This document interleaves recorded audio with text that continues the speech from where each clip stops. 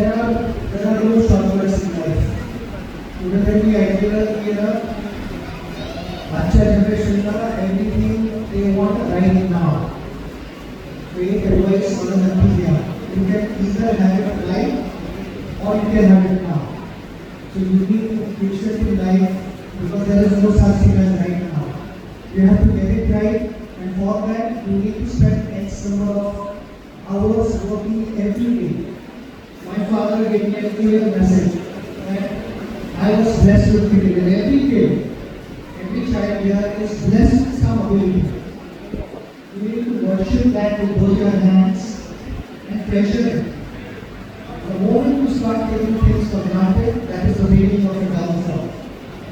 So at whatever level you reach, continue to be a student of that profession.